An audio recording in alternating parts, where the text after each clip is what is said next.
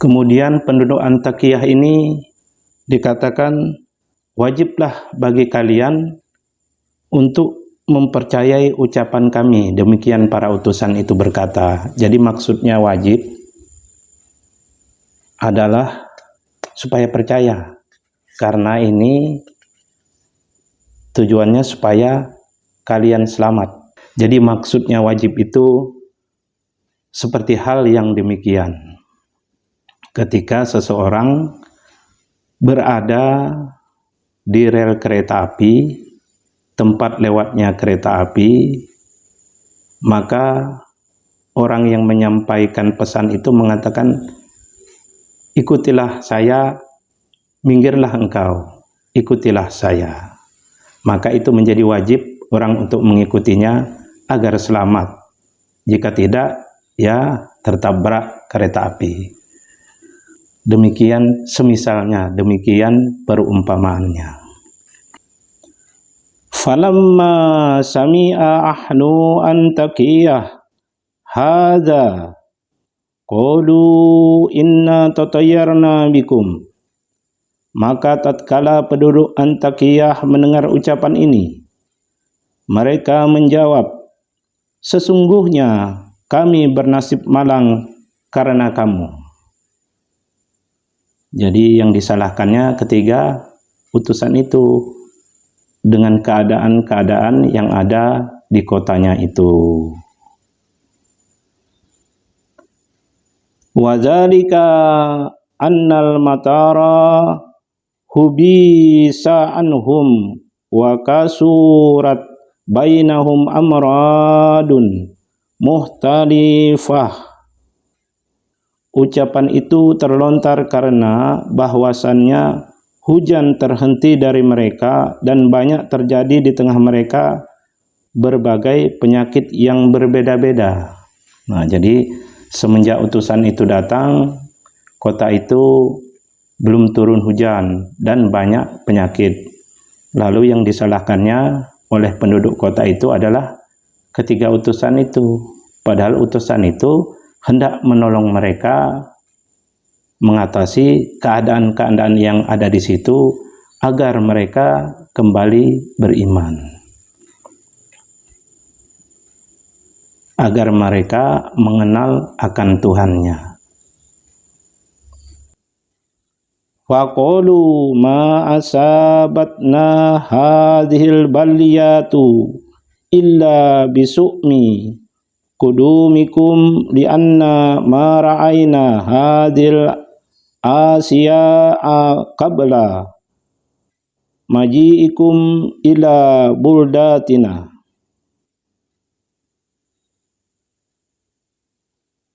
Maka mereka berkata, tidak pernah menimpa kami malapetaka. Baliyatu itu maksudnya malapetaka atau bala. Tidak pernah menimpa kami malapetaka seperti ini kecuali sebab kesialan kedatangan kalian, karena sesungguhnya kami tidak pernah melihat hal-hal begini sebelum kedatangan kalian ke negeri kami. Allah Ta'ala itu dengan sifat jamal dan sifat jalalnya ada ia jadikan bala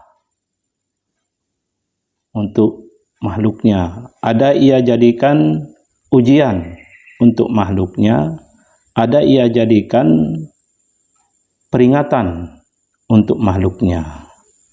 Yang dimaksud bala itu adalah jika suatu hal perkara yang menyebabkan seseorang semakin jauh kepada Allah Ta'ala,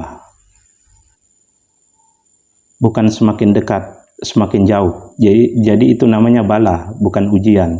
Jadi dirasa aja apabila orang mendapati kesusahan, mendapati peperangan, mendapati kemiskinan, mendapati berbagai penyakit, tapi orang itu tambah jauh, itu namanya bala. Orang itu tambah jauh akan Allah Ta'ala, orang itu semakin tidak taat kepada Allah Ta'ala. Itu namanya bala. Jika ujian, orang itu diberi berbagai hal, baik yang menakutkan atau yang menyenangkan, ia semakin beriman. Ia semakin dekat akan Allah Ta'ala. Itu namanya ujian. Jadi ia naik kelas. Ia dinaikkan derajatnya oleh Allah Ta'ala. Seperti anak sekolah, kalau ujian biasanya mau naik kelas dari kelas 1 ke kelas 2. Demikian pula selanjutnya. Itu ujian. Jadi ujian itu orang yang diuji baik dengan kesusahan atau kesenangan, ia akan tambah beriman, ia akan menuju jalan keselamatan. Berbeda dengan bala. Bala itu baik itu diberi kesusahan atau kesenangan, ia semakin tambah jauh akan Allah Ta'ala. Ia semakin tidak taat kepada Allah Ta'ala. Itu bala.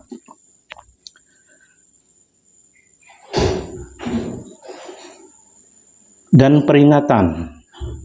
Peringatan itu adalah isyarat yang diberikan Allah Ta'ala, baik itu berupa keutamaan, baik itu berupa kesenangan, baik itu berupa ketakutan yang ditampakkan pada makhluknya. Itu disebut peringatan, yang tujuan dari Allah Ta'ala itu agar tambah beriman sebelum diturunkannya bala. Biasanya ada peringatan sebelum diturunkannya bala.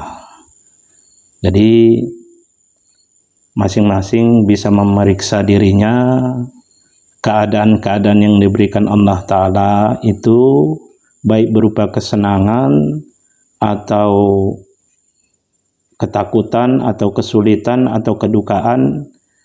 Bila ia merasa tambah tidak taat kepada Allah, itu apa yang diberikan Allah itu bisa berupa bala. Tapi bila ia tambah taat, tambah gairah, tambah lapang, tambah perasaannya suka beramal, suka akan menuju jalan Allah Ta'ala, batinnya di batin, itu namanya ujian. Dengan keadaan-keadaan apa yang ada pada dirinya, baik itu kesusahan, baik itu penyakit, baik itu ketakutan, dan sebagainya macamnya. Ia tambah menuju ke jalan Allah Ta'ala. Itu namanya ujian. Yang dimaksud menuju ini gairah, keinginan pada batin itu akan beramal, akan beribadah semakin kuat. Kalau ujian itu akan diberi kebaikan pada ujungnya. Jadi ujian itu ujungnya adalah rahmat.